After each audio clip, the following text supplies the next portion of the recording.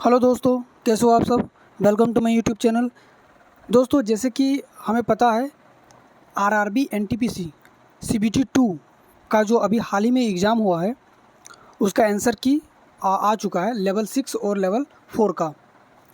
तो दोस्तों, आज जो 9 मई का जो फर्स्ट शिफ्ट में हुआ था एग्ज़ाम, उसका आज हम लोग जीएस का टोटल 50 क्वेश्चन करने वाले हैं। तो चलिए वीडियो को शुरू करते हैं।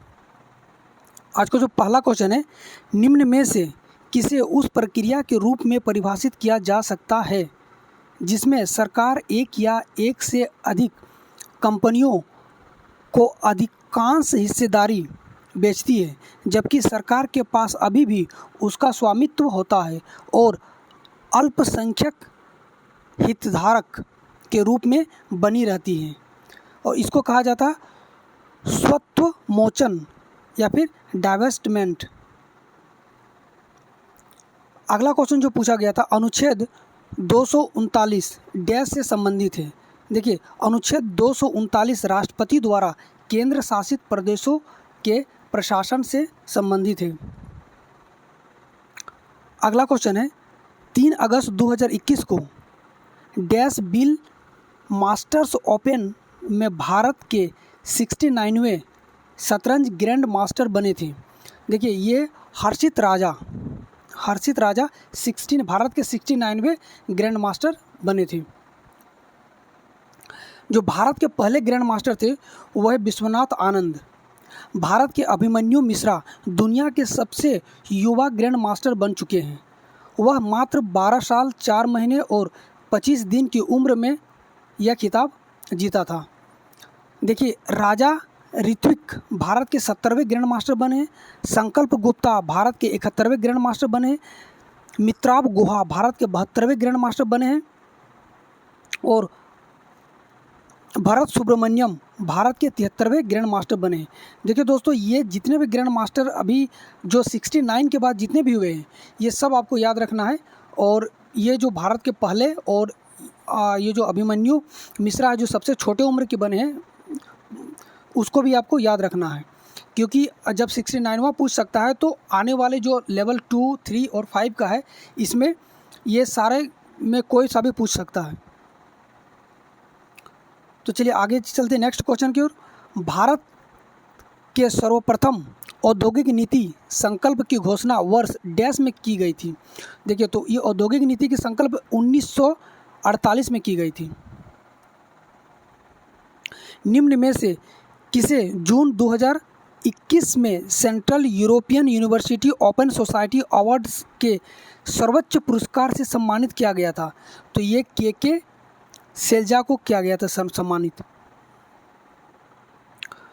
अगला क्वेश्चन है, निम्न में से कौन सा उष्णकटिबंधीय चक्रवात मई 2021 में भारत के पश्चिमी तट से टकराया था?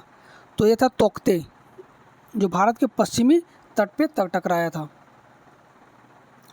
अगला क्वेश्चन है, रिन्यूएबल फ्यूल एसोसिएशन के आंकड़ों के अनुसार वर्ष 2020 में डैश दुनिया का सबसे बड़ा एथेनॉल उत्पादक देश बनेगा? तो यह संयुक्त राज्य अमेरिका, यूएसए। चावल की भूसी के तेल के स्थिरीकरण में निम्न में से किस एंजाइम का उपयोग किया जाता है? स्थिरीकरण, स्टेबलाइजेशन। तो ये किया जाता है लाइपेज का उपयोग। स्थिरीकरण के लिए लाइपेज का उपयोग किया जाता है। मछली का उपभोग बढ़ाने के लिए किस राज्य ने 21 नवंबर 2020 को एक्वा बाजार एक्वा हब परियोजना का उद्घाटन किया था? ये है आंध्र प्रदेश। देखिए दोस्त, ये जो है ना 2020, 2021 और 2022 का अभी तक का जितना भी एक महीना आप छोड़ सकते हैं, तब तक का उतना दिन का आप लोग को करंट अफेयर्स मतलब याद होना चाहिए, क्योंकि देखिए 2020 का करंट अफेयर पूछा जा रहा है। तो आने वाले जो अभी जो है लेवल 2 का, लेवल 3 का और लेवल 5 के लिए आपको 20 का, 21 का पूरा कंप्लीट होना चाहिए करंट अफेयर्स, और 2022 का जो है जितने अभी महीने तक का हुआ है वो वहाँ तक का आपका करंट अफेयर्स पूरा कंप्लीट होना चाहिए। निम्नलिखित में से क्या ऊर्जा का एक गैर परंपरागत स्रोत है? देखिए, पेट्रोल, लकड़ी और कोयला ये परंपरागत स्रोत है, लेकिन पवन ऊर्जा ये एक गैर परंपरागत स्रोत है। यहाँ पे ऊर्जा के जो परंपरागत स्रोत है ये है कोयला, तेल, पेट्रोल, डीजल, गैस इत्यादि, ये परंपरागत स्रोत में आते हैं। और गैर परंपरागत स्रोत में सूर्य ताप, पवन चक्की, जल विद्युत, बायोगैस, कचरा, भूताप, समुद्री ताप, बायोडीजल इत्यादि ये गैर परंपरागत स्रोत में आता है। निम्न में से कौन सी विद्युत आवेश की वह इकाई है जो लगभग 6 × 10⁻18 इलेक्ट्रॉनों में निहित आवेश के बराबर होता है? और ये होता है कूलम। अगला क्वेश्चन जो पूछा गया था आईपीसीसी, इसका फुल फॉर्म पूछा गया था। आईपीसीसी जलवायु परिवर्तन से संबंधित विज्ञान के आकलन के लिए संयुक्त राष्ट्र का निकाय है। तो आईपीसीसी का फुल फॉर्म क्या है? तो यह था inter governmental panel of climate change. Inter governmental panel of climate change इसका करेक्ट आंसर हो जाएगा। अगला क्वेश्चन जो पूछा गया था समकालीन नेटवर्क, माफ कीजिएगा, समकालीन कर्नाटक संगीत में मेल करता रागों की संख्या कितनी है? तो ये 72 रागों का जो संख्या होता है वो 72 होता है। भारत की 2021 के जनगणना के अनुसार भारत में 10 लाख से अधिक जनसंख्या वाले शहरों की कितनी संख्या है? तो 53 ऐसे शहर हैं जिसमें 2011 के जनसंख्या के अनुसार 10 लाख से ज़्यादा आबादी पाई गई थी। भारत में बोडो भाषा मुख्यतः किस राज्य में बोली जाती है? तो ये असम में बोली जाती है। अगला क्वेश्चन है मानव विकास सूचकांक रैंकिंग 2020 के अनुसार, देखिए यहाँ भी 2020 का क्वेश्चन पूछा गया है। 20 के अनुसार निम्न में से किस देश में जन्म के समय जीवन प्रत्याशा उच्चतम है? तो ये तो हांगकांग, चीन। आर्थिक सहयोग और विकास संगठन OECD के वर्ष 2020 के आंकड़ों के अनुसार, देखिए यहाँ भी 2020 का क्वेश्चन पूछा गया है। आंकड़ों के अनुसार किस देश में स्वास्थ्य पर प्रति व्यक्ति कुशल व्यय सर्वाधिक है? तो ये USA का है, अमेरिका का।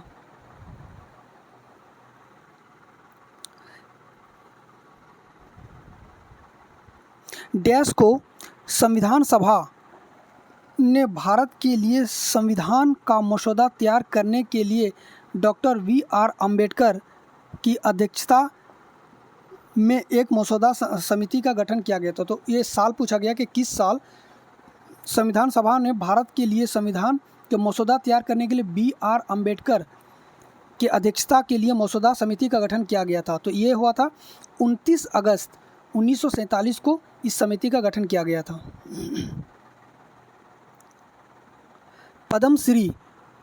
पद्मश्री मीनाती मिश्रा भारत की एक शास्त्रीय नर्तकी और अभिनेत्री थी।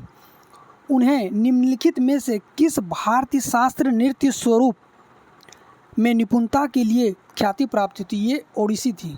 ओडिसी जो नृत्य है उसके लिए ये उनके मतलब ये बहुत ही महान कलाकार थे।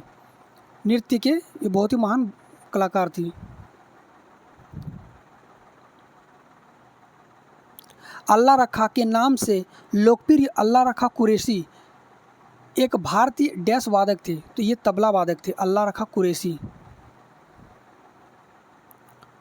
पुदुचेरी के विल्लियानूर मंदिर में किया जाने वाला पुदुचेरी का कौन सा अनुष्ठानिक लोक नृत्य हिंदू महाकाव्य रामायण से संबंधित है? तो एक गराड़ी है।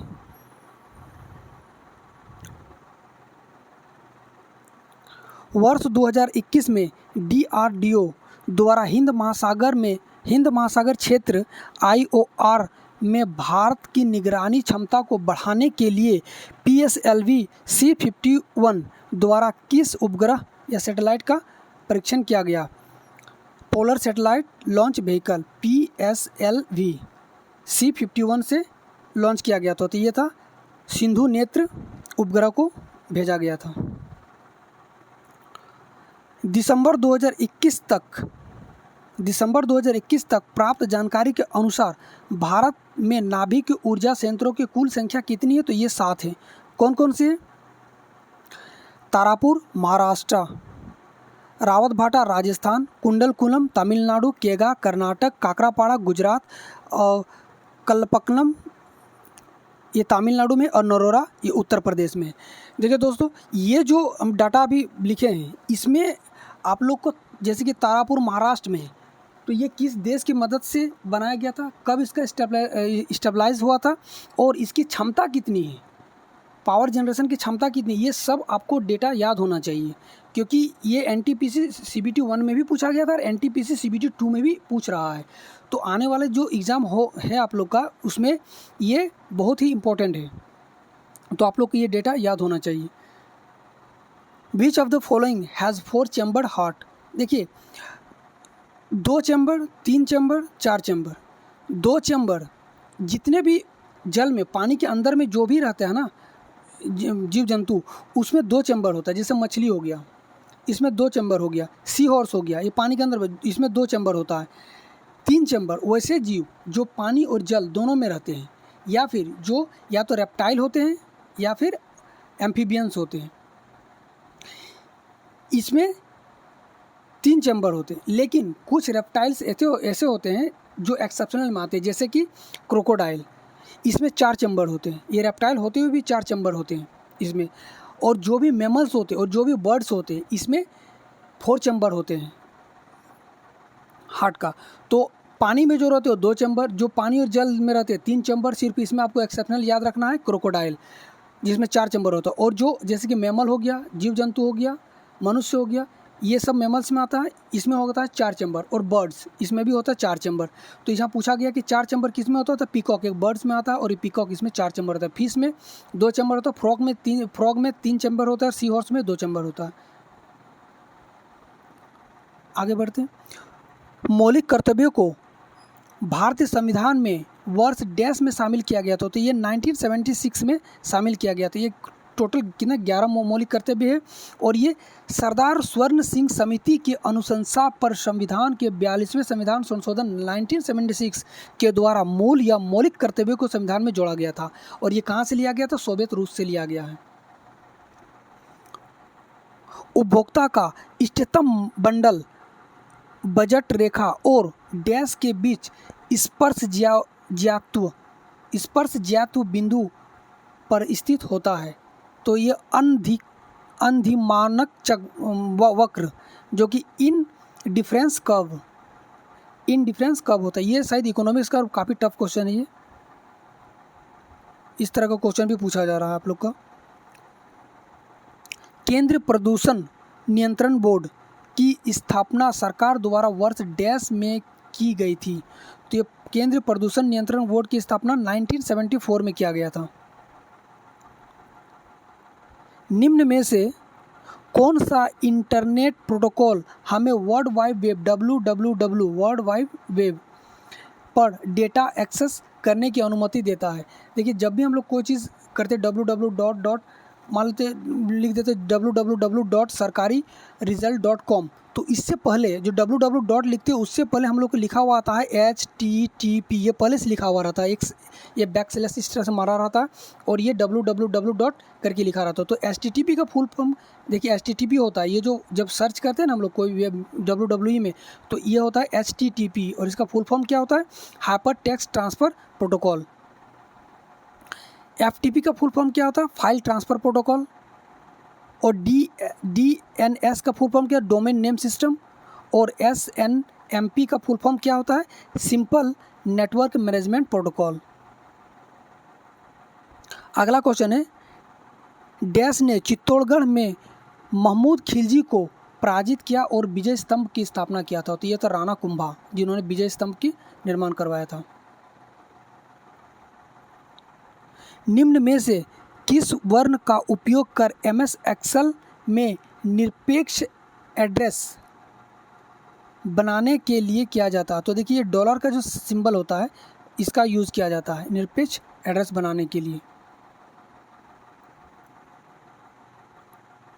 सिक्किम में लहबाब दुचेन नामक पर्व, कौन सा पर्व? लबाब दुचेन नामक पर्व डैश के स्वर्ग से पृथ्वी पर अवतार के उपलक्ष्य में मनाया जाता। तो यह है गौतम बुद्ध के स्वर्ग से पृथ्वी पर अवतार के लेकर के ये लबाब दुचेन जो पर्व है वो मनाया जाता है। कहाँ पे? सिक्किम में।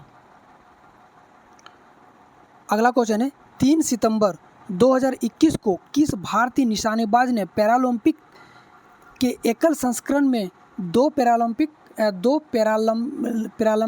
पदक जीते? तो ये कौन थे? ये थे अवनी लेखरा। अगला क्वेश्चन पूछा गया था डैश एक वरिष्ठ न्यायालय द्वारा एक अधीनस्थ न्यायालय या न्यायाधिकरण या लोक प्राधिकरण को दिया गया हुक्म या आदेश है कि यदि वह अपने कर्तव्य का निर्वहन नहीं कर रहा हो तो करे। और ये क्या है? तो परमादेश।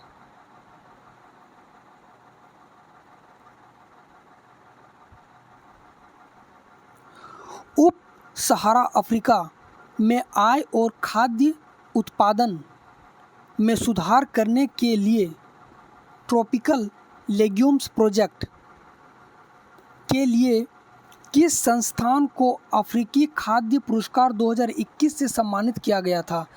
तो ये जो था वो अंतर्राष्ट्रीय अर्ध शुष्क उष्णकटिबंधीय फसल अनुसंधान संस्थान ICRISAT।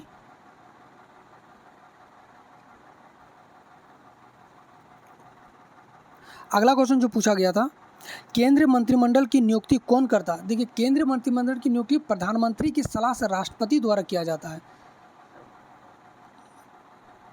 सीमांत उपभोग प्रवृत्ति MPC, सीमांत उपभोग प्रवृत्ति MPC डैश से संबंधित होती है। तो यह होता आय में परिवर्तन के साथ उपभोग परिवर्तन की दर। वेलेरिया लुइसेली को उनके किस उपन्यास के लिए अंतर्राष्ट्रीय डबलिन साहित्य पुरस्कार 2021 प्रदान किया गया है? लॉस्ट चिल्ड्रन आर्काइव के लिए ये पुरस्कार मिला गया है। भारत के वे पहले अधिकारी कौन हैं जिन्हें जेंडर लीडरशिप एंड इम्पैक्ट श्रेणी के तहत फरवरी 2021 में संयुक्त राष्ट्र एशिया पर्यावरण परिवर्तन पुरस्कार से सम्मानित किया गया? ये सस्मिता लेंका। 12 मार्च डैश को भारत सरकार द्वारा साहित्य अकादमी का औपचारिक उद्घाटन किया गया है। तो ये 12 मार्च 1954 को भारत सरकार द्वारा साहित्य अकादमी का औपचारिक उद्घाटन किया गया।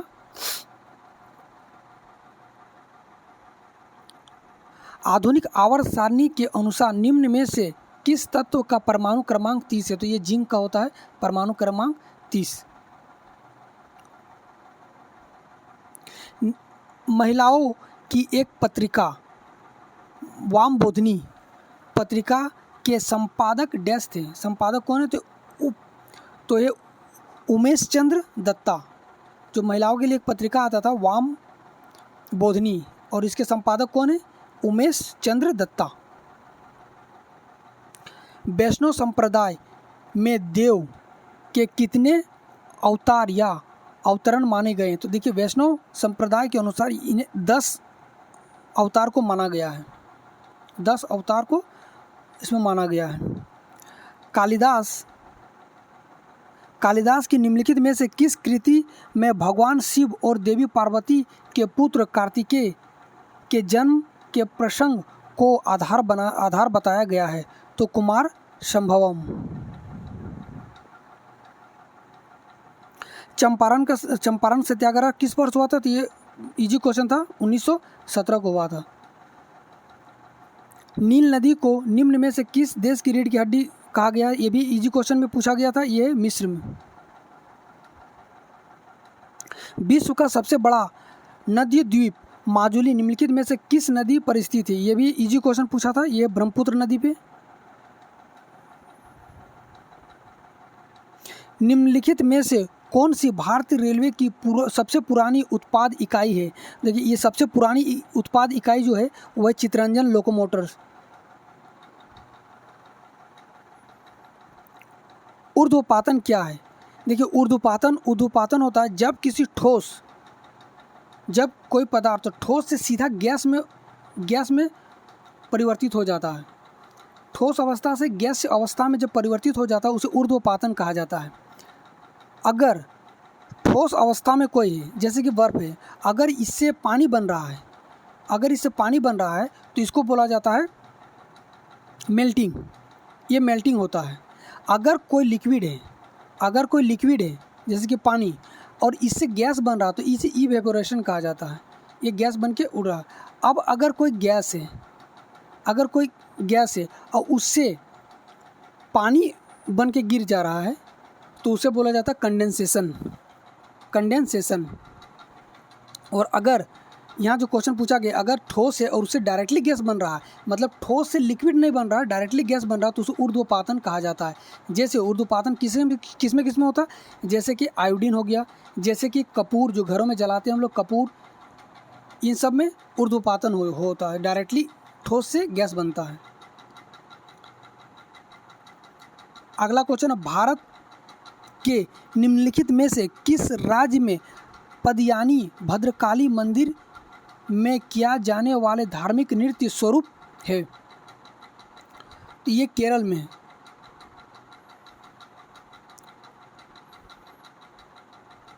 तो ये आज का ये जो 50 क्वेश्चन पूछा गया था तो ये यहीं पे ख़त्म होता है दोस्तों। ये 9 मई को जितना भी क्वेश्चन पूछा गया था फर्स्ट शिफ्ट का जीएस का, ये सारे हम लोगों ने अभी डिस्कस किए हैं। और कल हम लोग इसका सेकंड शिफ्ट का लेके आएंगे क्वेश्चन जीएस का।